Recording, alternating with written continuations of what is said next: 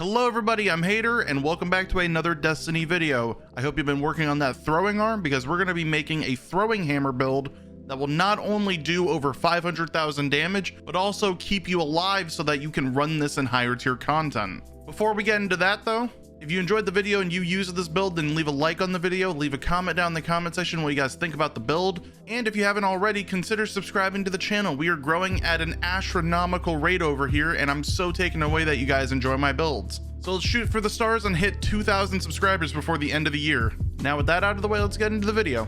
Starting off with the baby hammer itself. Also known as the throwing hammer in-game, its main and very well-known purpose is just to do a lot of damage in one singular hit, or in some cases, a lot of hits depending on how much HP the enemy has. It truly seems to be the king of burst DPS. So with that in mind, I really wanted to make a build that would give you as much damage as you can get consistently at the same time as survivability. Because the humongous downfall to a throwing hammer build is how much of a glass cannon you are, because you have to sit literally on top of the enemy. So outside of weapons and exotics, I really focused on the mods being able to keep you alive. And what we're going to use is the mod Protective Light, because it is the overall best survivability mod in the entire game. So that whenever our shields break, we're going to have that 4 times damage resistance keeping us alive until the other parts of our kit heal us back to full HP. And the way we're going to be getting these stacks of Charged with Light is going to start off with Melee Wellmaker, where whenever we get a kill with our throwing hammer, it's going to create a solar elemental well for us to pick up. Due to the nature of throwing hammer builds allowing us to get right next to the enemy to throw them, the moment that that elemental well spawns, we're going to be able to pick it up instantaneously. And to pair with that, we're going to be using Elemental Charge, so that whenever we pick up that elemental well, it's going to give us 2 stacks of Charge with Light, so that no matter what, as long as we get a singular hammer kill, we're always going to have Protective Light up. As for the next mod we're going to be using, this is also going to synergize with our ability to survive. And that's going to be the mod Well of Life, where whenever we pick up a solar elemental well, it's going to give us 10 seconds of constant healing. And that's going to make these 4 mods together our basis for the build for survivability. At this point, we can pretty much use whatever we would want for the build. And to take advantage of the open spaces, we're going to use that to get our super as fast as humanly possible. Starting off with the mod Thermoclastic Blooming, where on top of our hammer creating a solar elemental well on every kill, it's also going to create a orb of power on every kill. This paired with 2 hands-on mods from the artifact is going to allow us to get a lot of super energy very quickly per hammer kill. And then the final icing on top is that we're still able to affect champions with our baby hammer because of the mod Thermoclastic Strike, allowing our baby hammer to overload champions and also instantly get it back whenever an overload champion is stunned. And that's basically going to be the full explanation for all the mods we're using. So let's go into a bit of a recap of the entire loadout. On the helmet, I'm running 2 hands-on mods from the artifact and then an elemental charge for that slot. As far as elements in the armor go, you realistically only need 1 piece of armor that is solar and then 1 piece of armor that is void to fit both the Well of Life and the Protective Light. For the arms, we're going to be using whatever champion mods we have, usually just one of the 1-cost ones because we already have Overload taken care of. Then of course we have Thermoclastic Blooming and Well of Life. For my chest piece, I'm running my resistance mods of choice, and then using a lot of the extra space for the Melee Wellmaker. For the boots, we're going to be having a Scav of choice and then Protective Light. If you also have extra space in your boots, I would recommend them to be void, so you can fit the mod better already in, where whenever picking up an Orb of Light, it's going to instantly start healing you past your shields. And then finally, for your class item, this one is the most flexible of all because it really depends on what you want to run. For the build, it can go 2 different ways. Of course, you're going to be keeping Thermoclastic Strike inside of it, taking up 3 of those slots. At that point, you can fit 2 different kinds of mods into it. One being the highly used Particle Deconstruction, and pair it with something like the fan favorite Threaded Needle. But if you don't plan on running Particle Deconstruction, and you're shooting for more of like a solo damage build, then you can swap it out for something like Supercharged or Bountiful Wells to help enhance the build even further. In the end, it realistically comes down to what you want to run. And speaking of things to run, let's have a talk about what exotics we're using in this build and what weapons we're using in this build.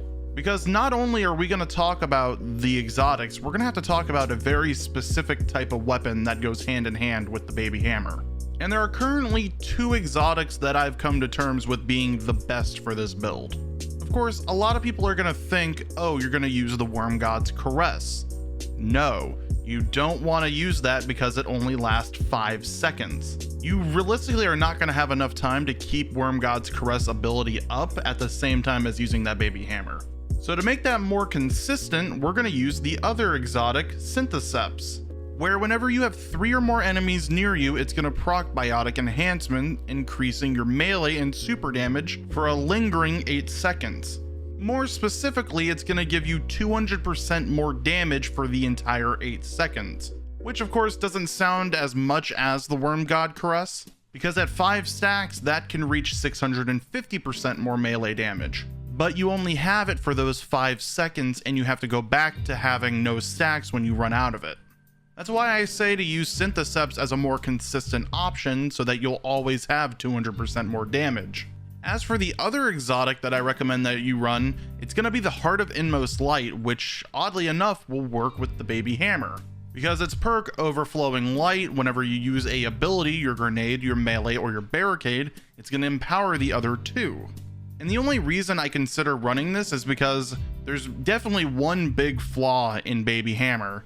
If you somehow lose your baby hammer, you're pretty much dead in the water for a good minute. So with Heart of Inmost Light allowing us to get our energy back relatively quickly, it'll allow you to have that failsafe of getting your hammer back more often. Of course, at the cost of losing damage. But honestly, I don't think that's going to matter with the damage combo we're going to apply to the baby hammer. Because there is one holy grail of perks on weapons that pair really well with melee attacks. And that's going to be the shotgun exclusive perk 1-2 punch, where whenever you land every pellet of the shotgun shot, it's going to increase the damage of your melee attacks by 200% for 1.5 seconds. This paired with the exotic Syntheseps and Roaring Flames from Middletree Sunbreaker is what makes the baby hammer do so much damage. There will be a link down in the description taking you to 1-2 punch on the website light.gg. All you would have to do is scroll down and click randomly rolls on, and you can see every shotgun in the game that can roll 1-2 punch. If I had to give a recommendation for one that I like using, I would definitely recommend the Found Verdict from Vault of Glass. But feel free to use whatever you find comfortable for you. As of right now, however, we're using a 120% damage buff from Roaring Flames, a 200% damage buff from Syntheseps, and a 200% damage bonus from 1-2 punch. Of course, you would have to add all this up multiplicatively because that's how damage works in Destiny 2. If you're interested in that, by the way, then I also made a video talking about how damage stacks in Destiny 2. It'll be in the top right if you are interested in checking that out. But either way, all of these come together to do almost more than a Celestial Nighthawk in one hit. Hear me out though, it gets even better, because we can then stack the exotic heavy weapon, the Tractor Cannon, on this, adding yet another 30% debuff to the enemy when we go for the combo, making the whole process itself be get 3 stacks of Roaring Flames, get close to the enemy and proc Syntheseps, shoot the enemy with Tractor Cannon, swap to your 1-2 punch shotgun, shoot them, throw baby hammer. Usually 9 times out of 10 you're gonna kill something instantaneously with that. But if it doesn't die, surprisingly, you're going to shoot it with a 1-2 punch shotgun again, throw the baby hammer, swap back to Tractor Cannon, rinse repeat. But I believe that's actually gonna be it for me today, guys. I hope the explanation and the process made sense, and I hope you guys enjoyed the video, but I'm gonna go and see you guys in the next one. Bye bye.